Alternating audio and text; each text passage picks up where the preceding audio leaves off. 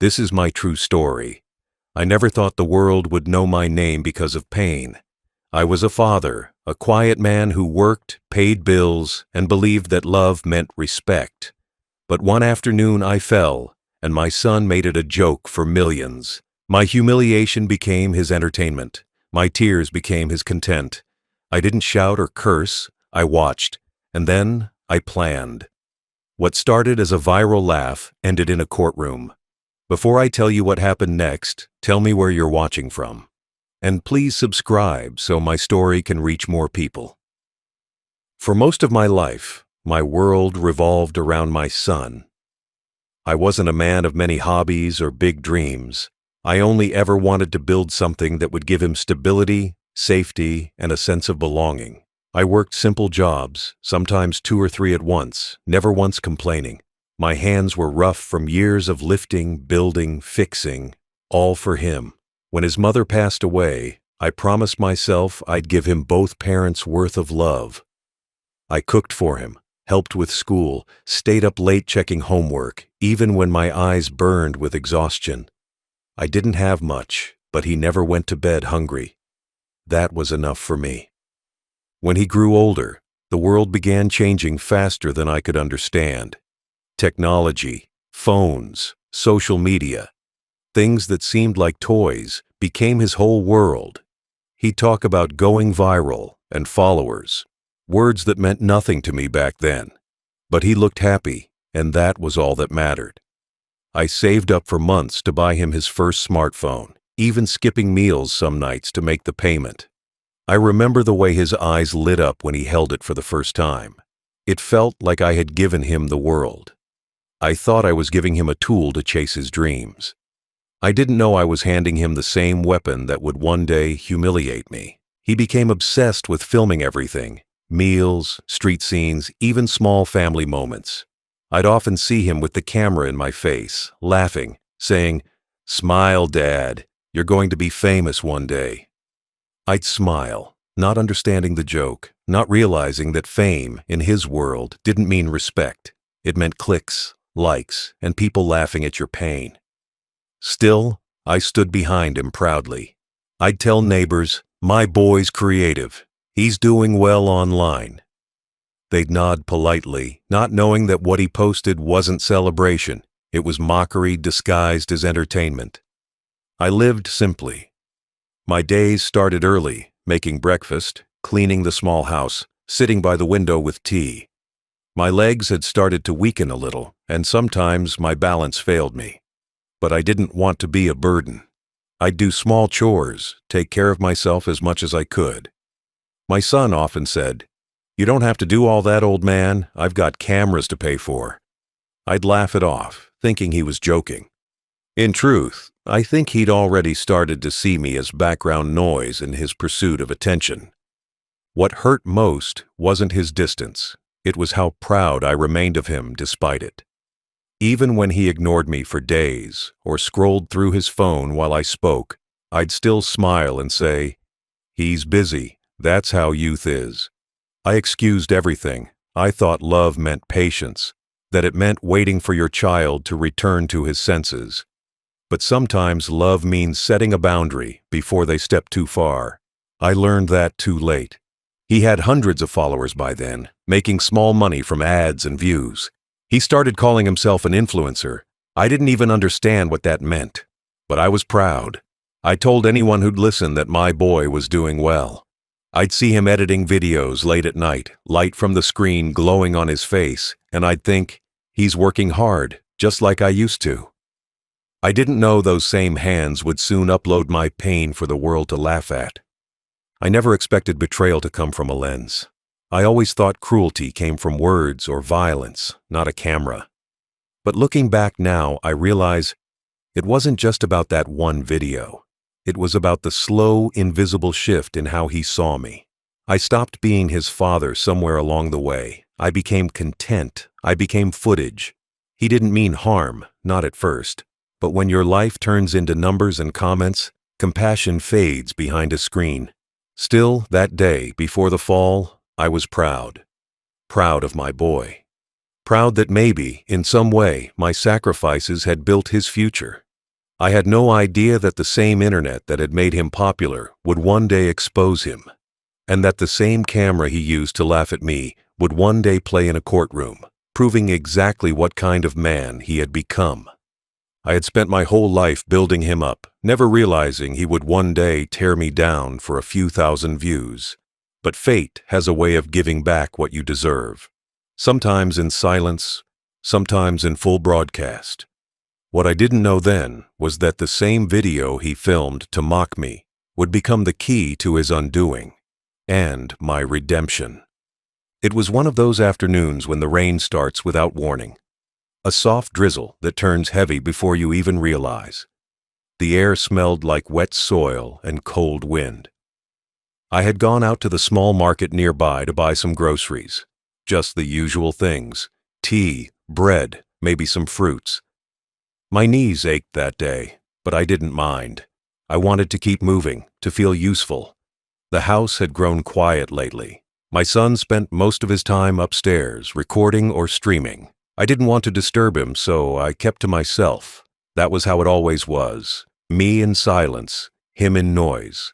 When I came home, the porch tiles were slippery from the rain. I remember balancing the grocery bags carefully, one in each hand, trying not to drop anything. I took a slow step forward, then another. My legs felt weak, but I pushed through. I was almost at the door when it happened. My foot slid on a patch of water. I tried to grab the railing, but my hand missed. The bags flew out of my hands, apples rolling down the steps, and I fell, hard. The world tilted, and pain shot through my hip like fire. I gasped, trying to catch my breath. I thought I'd hear footsteps running toward me. I thought I'd hear, "Dad, are you okay?" But instead, I heard laughter. Not the laughter of strangers, the laughter of my son. I looked up, confused, my vision blurred from the rain and pain. He was standing in the doorway, phone raised, recording. For a moment, I didn't even understand what was happening. My ears rang with the sound of his chuckle, sharp and cruel. He didn't move an inch to help. He just kept filming, saying something about good content and "this will go viral." My fingers dug into the wet concrete, my pride dissolving faster than the raindrops. He turned around and walked back inside while I struggled to pull myself up. It took me nearly 10 minutes to stand. I used the wall for balance, my legs trembling. Every step inside the house felt heavier than the last. I sat on the nearest chair, soaked, shivering, humiliated. I could still hear him upstairs, replaying the clip. Every burst of his laughter cut deeper than the pain in my body. I wanted to shout, to tell him how much he'd hurt me, but the words got stuck. All I could do was stare at the floor, wondering how I'd raised a son who found entertainment in my suffering. That night, I lay in bed and heard his voice through the thin walls, excited, proud. "It's blowing up," he said. I didn't know what that meant then, but I do now. It meant people were watching, strangers, thousands of them, maybe millions. Watching me fall, watching me crawl, watching my pain looped over and over again. My life had become a meme before I even understood the word. The next morning, the world felt different. My phone buzzed nonstop with messages from people I hadn't heard from in years. Some sounded concerned, others sent links. And there it was, the video, titled something cruel. "Old man can't walk straight." My face, frozen mid-fall, became entertainment. The comments were worse than the video. People laughed about my age, my weakness, even the way I looked. "How pathetic," someone wrote. I scrolled for a few seconds before I put the phone down and stared at the wall. My eyes burned, not from tears, but from disbelief. He came downstairs later, grinning, showing me the numbers. "It's got 2 million views," he said proudly, as if that meant something good. I didn't reply. I couldn't. The silence between us grew heavy, but he didn't even notice. I think part of me died in that moment, not because of the fall, but because of what his laughter revealed. It wasn't just a joke. It was who he'd become. That day changed me. Pain teaches you things nothing else can. I realized that pity and love don't mix.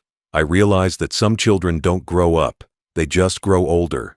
And I realized that my silence, The same silence that once came from patience now came from heartbreak. When I closed my eyes that night, I didn't think about the fall anymore. I thought about what I would do next. The bruises would heal. The humiliation would not. But the one thing I still had, the one thing he didn't, was time. I had the patience to wait, to plan, to let the world turn until justice found its way back to me. And when it did, it wouldn't come through anger or shouting. It would come through something far quieter and far more permanent.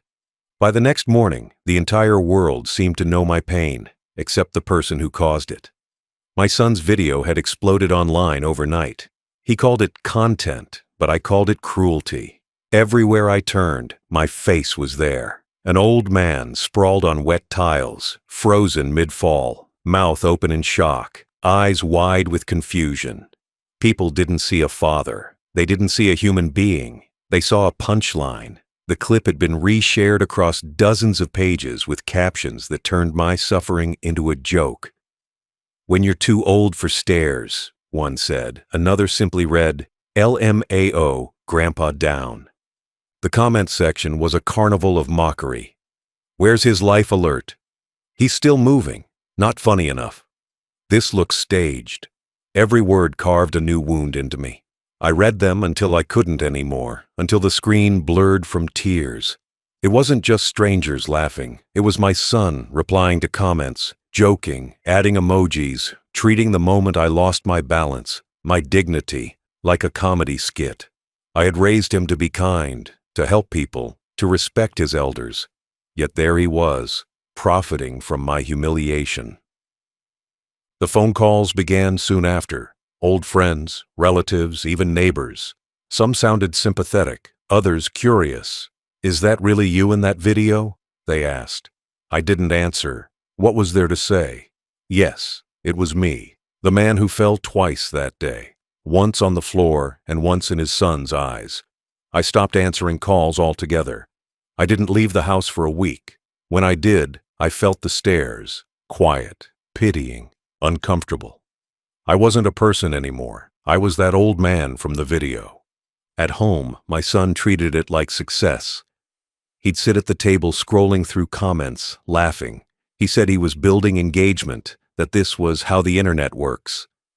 I didn't understand this world, but I understood cruelty when I saw it. He told me advertisers had reached out, that he might start making real money now. He even thanked me for being part of the video. The words made me sick. My pain had turned into his paycheck. My humiliation had turned into his opportunity. The days that followed were long and heavy. Every time I closed my eyes, I saw myself falling again. Not just physically, but emotionally. Over and over, the same image replayed in my mind. I had given my son everything I had, and in return, he took the one thing I still owned, my dignity. I thought about deleting the video, but it was too late. Once something is online, it never dies. It lives forever, looping endlessly, feeding strangers' laughter. I realized then how cruel the internet could be. It doesn't see faces, only entertainment. It doesn't see pain, only content. The humiliation didn't stop online. One afternoon, as I went to the corner shop, I overheard two teenagers laughing. One pointed at me and said, "That's the guy from the fall video." My hands trembled so much I dropped the bread I was holding. They didn't mean harm. To them, it was just recognition. But to me, it was exposure. The kind that stripped away every layer of pride I had left. I walked home that day slower than ever before. Every step felt like dragging the weight of that video behind me. At night, the silence in the house became unbearable. I could hear the faint sound of my son laughing through the walls, probably watching another replay of the clip. That laughter echoed in my head until it became something else, a decision. I realized I had a choice, to stay humiliated or to reclaim control. I didn't yet know how, but I knew one thing. I wouldn't let my story end with pity. The world saw a broken man on the floor, but I would show them something else. A man who stood up again, not with fists, but with law and truth. I began keeping a notebook. Every detail, every time he mentioned sponsorships or profit, every message I received from strangers, I wrote it all down. My mind was sharper than he thought. He believed my age made me weak, but years of working through hardship had taught me patience. And patience, when guided by purpose, becomes power. By the end of that week, I had stopped crying. The pain was still there, but it had changed shape. It wasn't helplessness anymore. It was quiet determination. The world might remember me as the old man who fell, but I decided they would also remember me as the man who got up and fought back. Not online, not with insults, but in a way that would leave a permanent mark, not just on him, but on every person who ever thought humiliation was entertainment. There comes a moment in every man's life when silence no longer feels like patience. It feels like surrender. For me, that moment came the night I overheard my son laughing with his friends about the video. They were sitting in the living room, drinks in hand, bragging about how many views it had hit. 5 million dads a star, he shouted, laughing. I was upstairs, lying in bed, staring at the ceiling. Each laugh echoed through the walls like a hammer striking my chest. That was the moment something in me shifted. The pain didn't vanish, but it hardened into something sharper. I realized I had been quiet for too long. He wasn't sorry. He wasn't even aware of the depth of what he'd done. He treated it as a game, a performance, a career milestone. To him, it was a number on a screen. To me, it was my name dragged through the mud, my dignity reduced to contempt. For the first time in my life, I looked at my son and didn't see my boy anymore. I saw a stranger who had traded his soul for applause. I tried to think back to where it all went wrong. Maybe it wasn't just that video. Maybe it was all the times I said yes when I should have said no. The times I paid his debts quietly, defended his laziness to neighbors, gave him my savings when he said he needed to invest. I had built a man without boundaries, and now I was paying the price for it. Still, I had one thing left. Something he didn't. The truth. The following morning, he came downstairs smiling, phone in hand. He said companies were reaching out to collab. He was planning merchandise with my face on it. He called it funny branding. My hands trembled as he spoke. My heart wanted to scream, but my mind stayed calm. I looked at him, this man I'd raised, who now stood over me, blinded by fame, and I decided that I wouldn't argue. I wouldn't shout. I would make sure he understood, in a language he couldn't ignore. Law. That day, while he was out, I took out a small notebook and started writing. I wrote down dates, times, every call he'd received, every advertisement he mentioned. I printed screenshots of his social media, every post that contained my face, every tag, every comment where people mocked me. Then I printed one more thing, the monetization report from his video channel. I knew he'd left his laptop open on the counter before. I didn't need his password. The numbers were right there on the screen. He had made thousands of dollars from that video. My fall had paid his rent. My humiliation had bought him luxury. That night, I barely slept. I kept hearing the echo of his laughter. But beneath the ache, something stronger stirred. Resolve. By morning, I knew exactly what to do. I pulled out my old address book and called the lawyer who had helped me years ago when I first bought our house. He was surprised to hear from me. I told him everything, not just about the fall, but about the video, the mockery, the profits. There was silence on the line for a moment. Then he said, "We can build a case." That sentence felt like air returning to my lungs. I wasn't helpless. I wasn't a meme. I was a man with proof, and proof was power. The lawyer explained the process: defamation, emotional distress, and misuse of image without consent. Every angle mattered. Every second of that video, every penny he'd earned from it would become evidence. I agreed to everything. For the first time in weeks, I felt like myself again. As days passed, I gathered what I needed: receipts, bank statements, the hospital bill from the fall. I even took photos of the bruises that hadn't fully healed. It was painful, but necessary. Each photo, each file, each document was a brick in the wall of justice I was quietly building. Meanwhile, my son still boasted online, unaware of what was coming. He posted more clips, basked in the attention, called himself fearless. Little did he know, his biggest audience was now the law, and his next stage wasn't a screen, but a courtroom. By the end of that week, I was done collecting evidence. I closed the last folder and placed it neatly on my table, the same table where I used to help him with homework. I looked at the papers, at the pictures, at the proof, and realized this wasn't just revenge. It was a lesson he needed to learn, even if it broke my heart to teach it. When I switched off the light that night, I didn't feel weak anymore. I didn't feel humiliated. I felt ready to show the world that a man's silence doesn't mean defeat. Sometimes it's just the sound of justice getting prepared to speak. After 3 days of silence, the old man sat at his table with a calm face, but inside his chest, a storm was building. He had spent his entire life believing that family protected each other. He had believed that love, respect, and decency were the foundation of a home. Yet now, the very person he had raised with those values had turned him into a spectacle for strangers online. The betrayal wasn't just in the laughter. It was in the world's indifference, the cruel comments under his bruised face, the thousands of people who had shared his pain as entertainment. He knew then that his silence had to end, not with anger, but with something stronger, justice. That night, he took out an old notebook and wrote down everything he remembered. Dates, times, what happened, how long the video lasted. He wrote down every word his son had said that day, every laugh, every moment that turned his dignity into mockery. For a man who had once worked with his hands and built his own roof, this was a different kind of construction.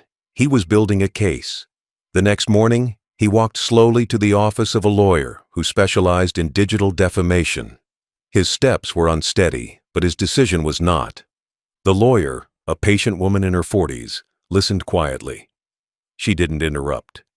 When the old man finished, she simply asked for the link to the video. He handed her his phone. She watched for 30 seconds before her expression changed. What she saw wasn't content. It was humiliation, filmed and monetized. She assured him that what had been done wasn't just immoral. It was illegal.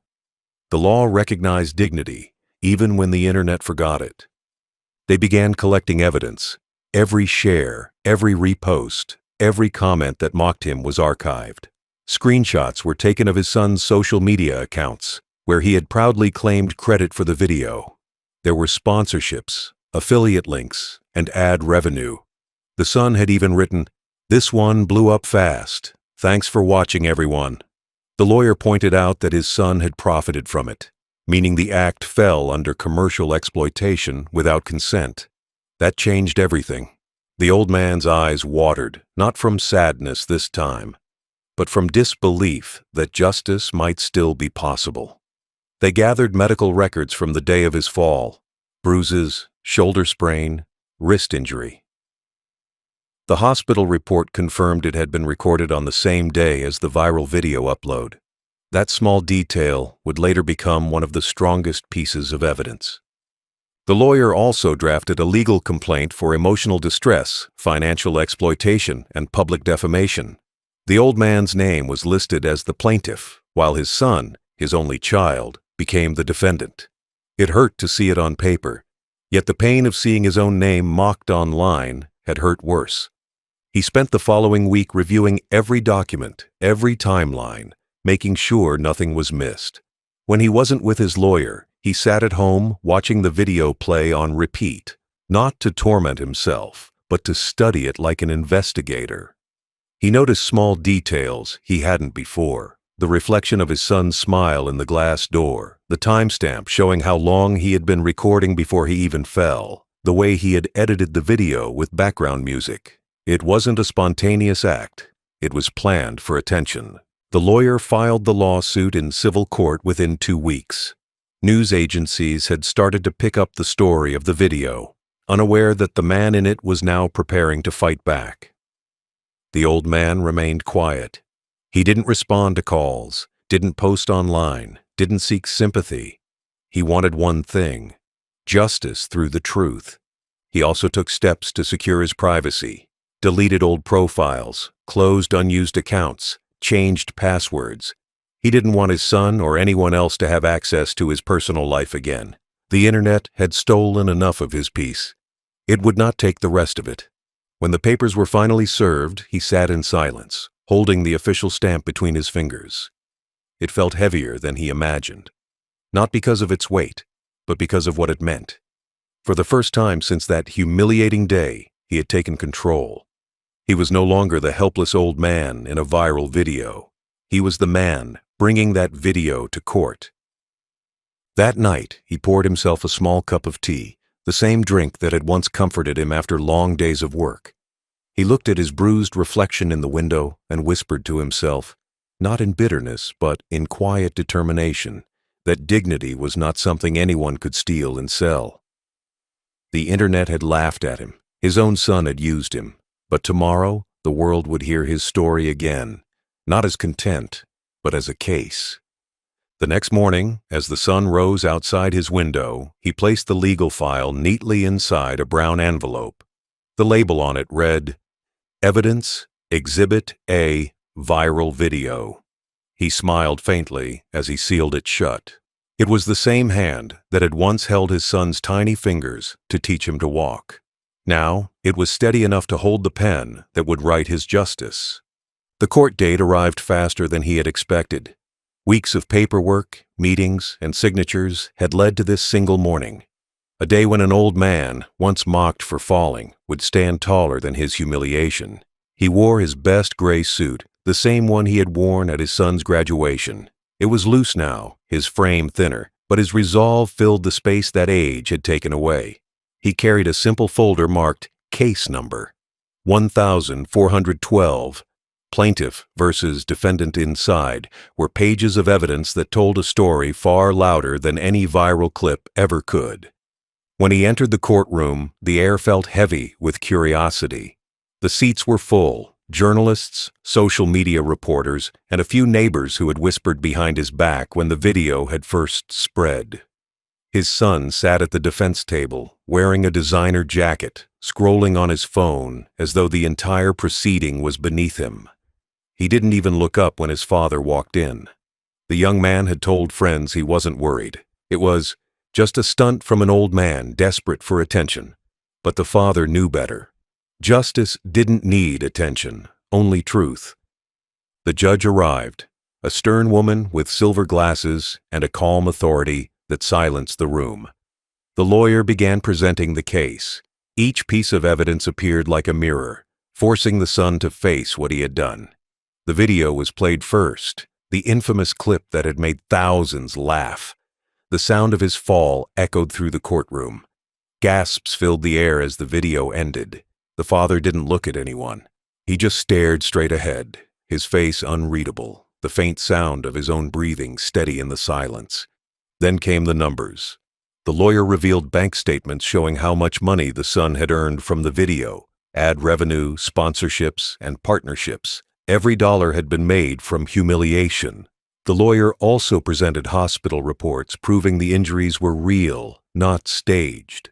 Then came screenshots of messages between the son and his friends, boasting about using the old man's fall to grow his channel.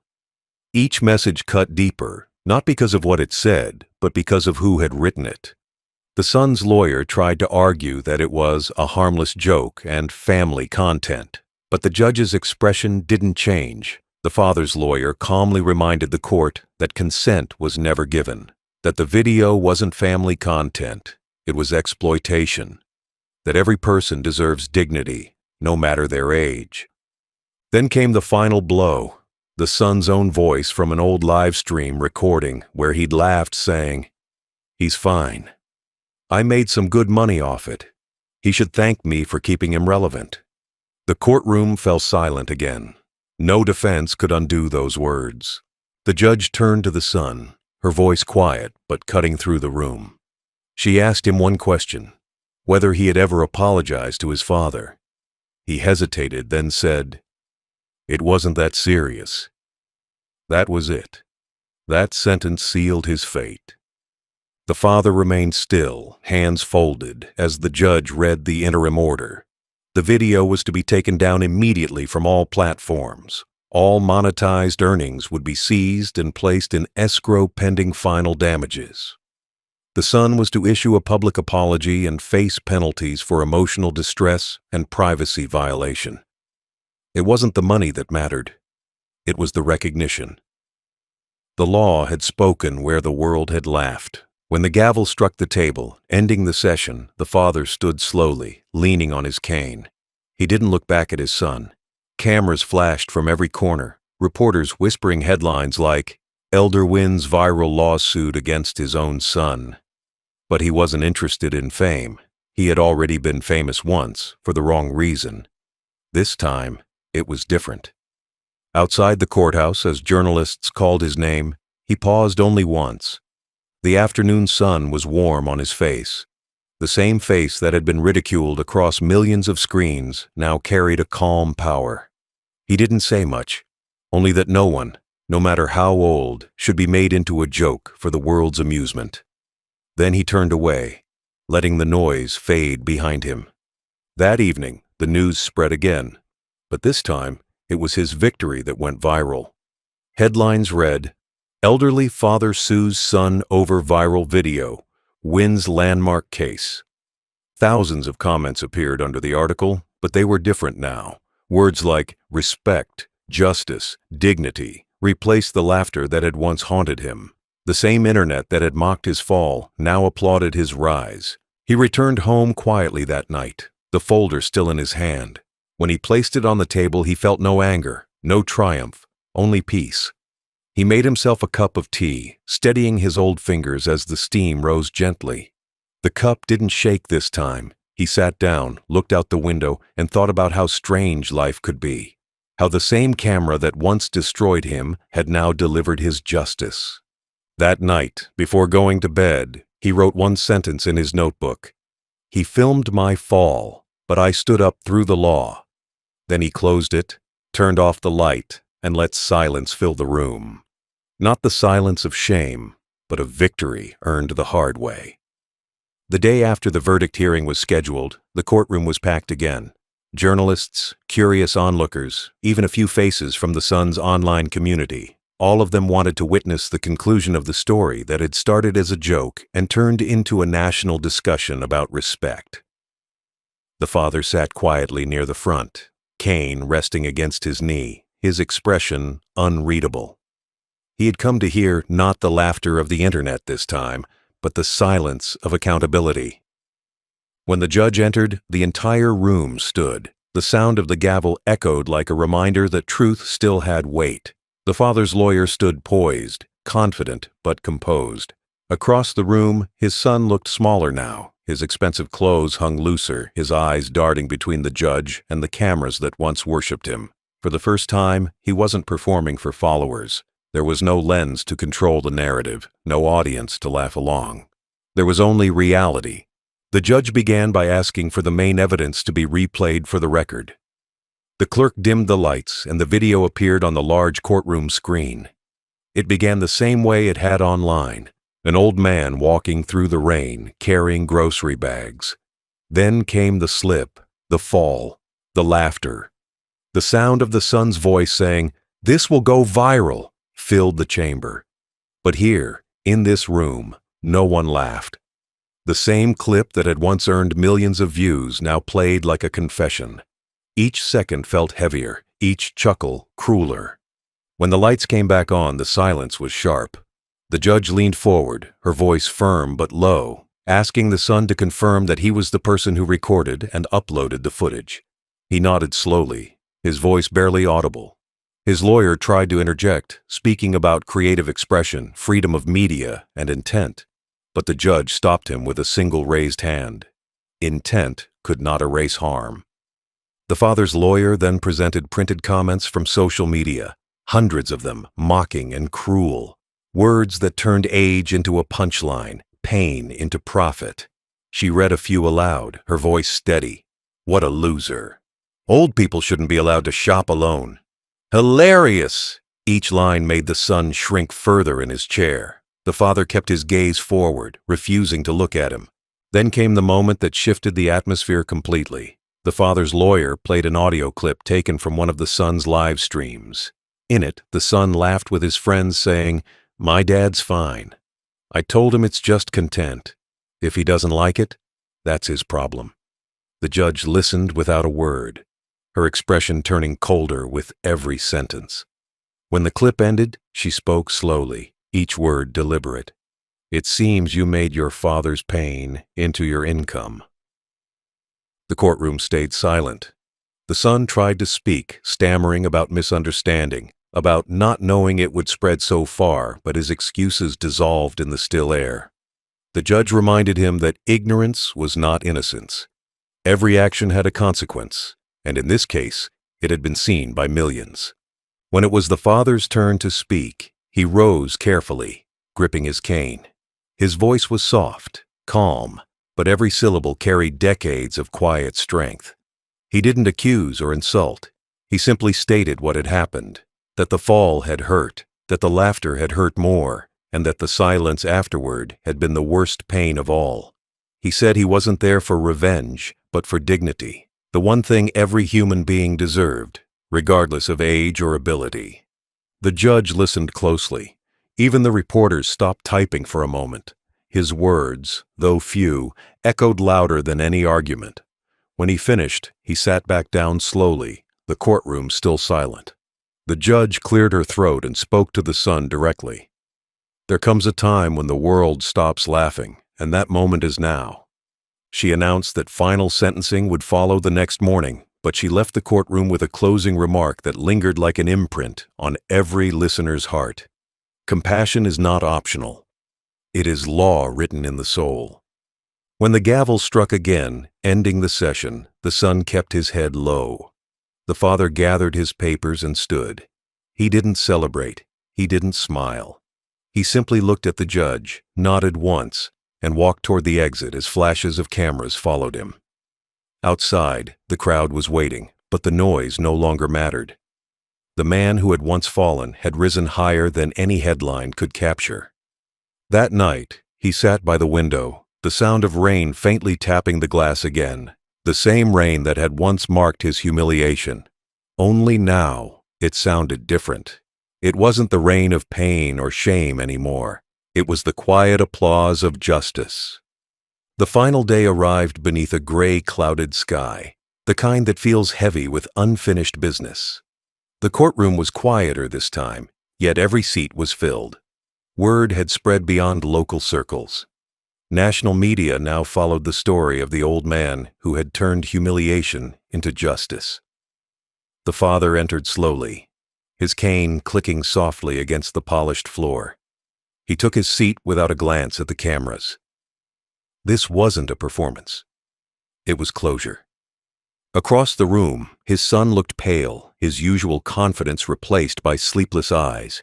He had tried everything, apologies, press statements, and online posts claiming it was all a misunderstanding.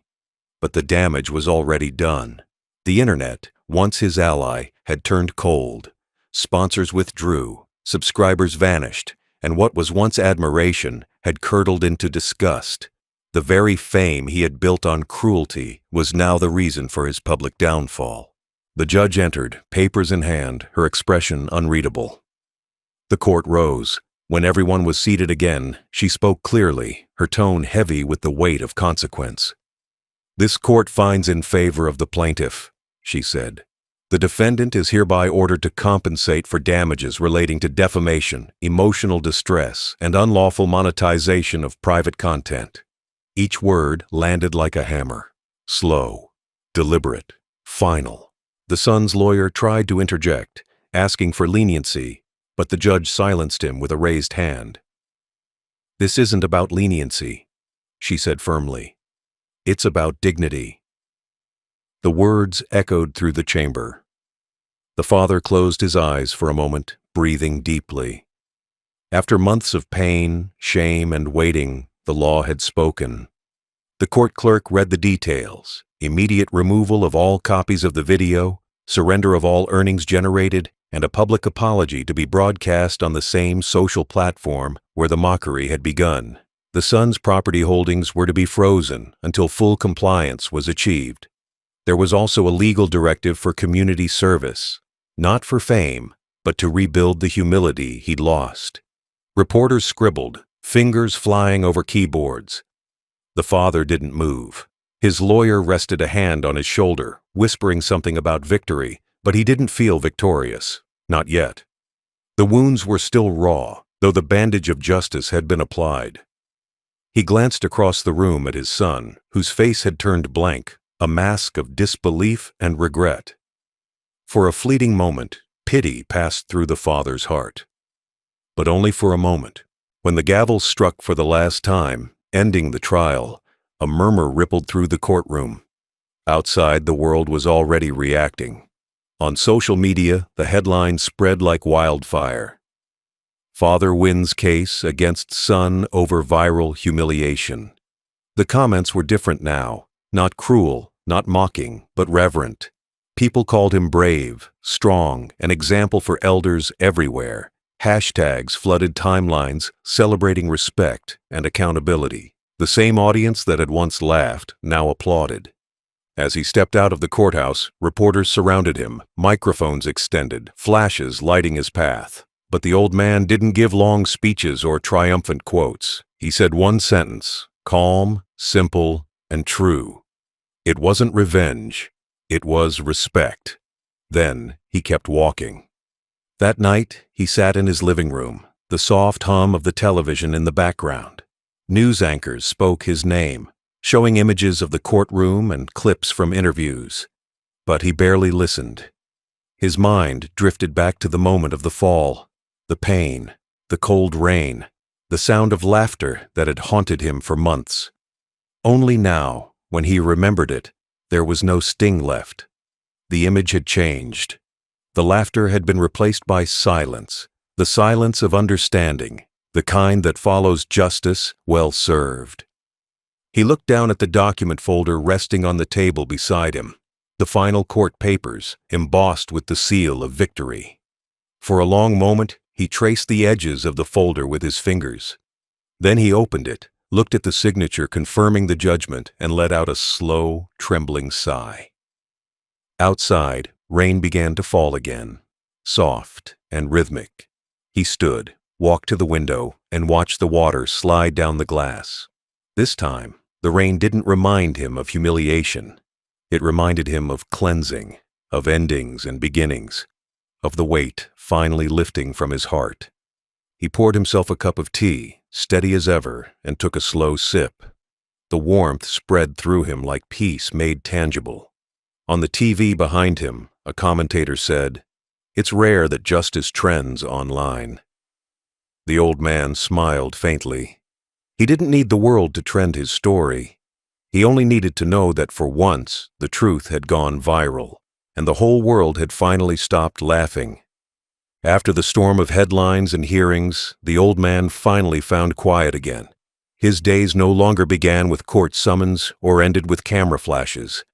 The world that had once laughed at him now seemed far away, replaced by the simple rhythm of mornings and evenings, of light and silence. He moved back into his modest home, repaired the cracked step at the entrance, and opened the curtains that had stayed shut for too long. For the first time in months, sunlight poured freely into the house. He woke early each morning, the way he always had before his body and pride were bruised. He brewed tea, steady and unhurried, letting the soft aroma fill the kitchen, the sound of boiling water, the clinking of the cup. These small, ordinary sounds had become his form of prayer. The pain that once filled his chest had faded, leaving behind something gentler, peace, earned through endurance. Letters began arriving at his doorstep. Some were from strangers, elderly men and women who said his story gave them courage. Others came from people half his age, apologizing for laughing at the video before they knew the truth. He read each one carefully, folding them neatly in a drawer. Forgiveness, he realized, wasn't something you announced. It was something you quietly practiced. He donated a large portion of his compensation money to a senior rights foundation. For those who can't speak for themselves, he wrote in the donation letter, He didn't attach his name to it. He didn't need recognition. Justice had already given him what fame never could: a clean heart and a calm mind. But his most important act came 1 month later. With the help of a few volunteers, he started a small campaign for digital respect, a local awareness drive that taught young people how easily a single post could destroy a life. Schools invited him to speak. Students listened as he described how technology could connect or crush, depending on the hands that used it. He didn't lecture them with anger. He spoke softly, letting his story do the teaching. When he finished, the students often stood in silence before clapping, a slow, thoughtful kind of applause. At home, the television occasionally replayed his story on reruns of talk shows and documentaries. Sometimes he caught a glimpse of himself on screen, sitting in that same courtroom, head bowed, cane beside him. He no longer flinched at the image. It wasn't shame anymore. It was testimony, proof that dignity could outlive disgrace. The son, after losing his company and public standing, tried reaching out several times. Letters arrived in uneven handwriting, full of apologies and pleas for forgiveness. The father read them all, but never replied. Not out of cruelty, but because he had learned the value of distance. Forgiveness, he believed, didn't always require reunion. Sometimes, peace meant staying apart. On Sunday afternoons, he visited a quiet garden nearby. He loved watching the ducks float across the pond, their movements slow and certain. Children ran past him, laughing, their voices light like wind. He smiled at them, not bitterly, not wistfully, but kindly. Once, a little girl dropped her toy near his bench, and when he handed it back, she thanked him and said, "You're the man from the news, right? The one who stood up for old people?" He chuckled softly and nodded. That was all the recognition he needed. In the evenings, he wrote in a small journal. Not about revenge or pain, but about small joys, the color of the sunset, the smell of rain, the warmth of his tea. Every entry ended the same way. Peace feels quiet, but it's louder than pain. As months passed, he grew stronger. His cane became more of a companion than a necessity. The limp remained, but it no longer reminded him of the fall. It reminded him of how he rose. One evening, he sat on his porch as the sun dipped below the horizon. The sky glowed with gold and orange streaks, as if the world itself was giving him a gentle bow. He sipped his tea, closed his eyes, and breathed deeply. No cameras, no audience, no noise, just the calm rhythm of a life reclaimed. And somewhere in the quiet, he smiled to himself. The world had once known him as the man who fell. Now, he was the man who stood, not in anger, not in pride, but in peace. Years have passed since that courtroom day, yet the memory of it remains as clear as the sound of rain against his window. The old man sits now in the same chair where he once watched the world laugh at his pain. But this time, the laughter doesn't echo. The walls of his home, once filled with silence and shame, now hold peace and pride. The world has long moved on, but he still tells the story, not as a wound, but as wisdom. He begins each retelling with a calm smile. It wasn't about punishment, he always says. It was about reminding people that age is not weakness. His voice is soft, but steady. Every word carries weight, not the weight of anger, but of truth. To those who listen, he isn't just a man who sued his son. He's a man who stood up for every parent who's ever been mocked, ignored, or forgotten. In the evenings, neighbors often stop by his porch for tea. Some are young couples, curious about his story. Others are old friends who once doubted him. He welcomes them all, pouring their cups with steady hands. When they ask if he ever forgave his son, he looks toward the garden, where lilies bloom every spring, and answers slowly, "Forgiveness isn't something you say, it's something you stop carrying." His son, they say, moved away to start over. The father doesn't ask where. He doesn't need to know. The chapter has closed. The book has been written. In the quiet hours, he sometimes wonders if his son ever truly understood what he destroyed and what he taught him in return. But even those thoughts don't hurt anymore. They simply exist, like faint shadows on a bright wall, reminders of lessons learned the hard way. Sometimes he receives letters from strangers who saw his story on old television reruns or documentaries online. They tell him he gave them courage, that his story helped them speak out against abuse, manipulation, or humiliation. He reads every letter carefully, setting each one aside with the same quiet respect he gives to prayer. For a man who once felt voiceless, knowing that his silence turned into a voice for others is its own kind of redemption. He often sits by the window at dusk, watching the world grow dim. The street outside hums with distant laughter, car lights, and life continuing as it always does. In that dim light, he holds his cup of tea close, feeling the warmth seep into his palms. It reminds him of something his late wife once said. "You can't control how others treat you, but you can control how you rise." He never understood the depth of those words until now. He looks at the framed photo on the wall, himself and his son, years ago, before pride and screens got between them. He doesn't look at it with bitterness. The man in the photo is younger, trusting, hopeful, a version of himself who had yet to learn how cruel love could become.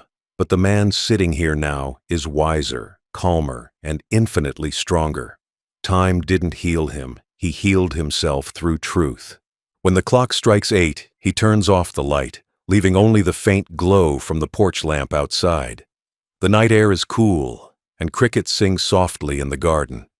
He leans back, Cain resting beside his chair, and lets his mind wander.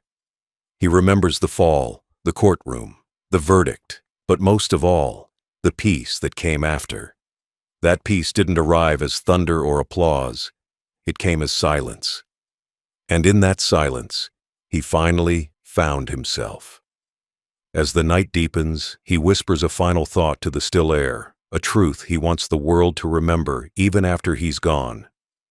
He filmed my pain and made the world laugh, but I turned that laughter into law. I turned humiliation into strength. I didn't fight him to destroy him. I fought to remind myself that I was still worth standing for. He closes his eyes, the corners of his mouth lifting in a faint smile. The world will forget the video one day, but not the lesson. The internet's noise fades, the memory of mockery disappears, but dignity, once reclaimed, stays forever.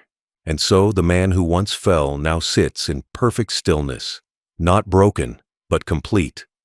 He doesn't wait for apologies, fame, or recognition. He already has everything he ever needed: his name cleared, his honor restored, and a heart that no longer trembles at the sound of laughter.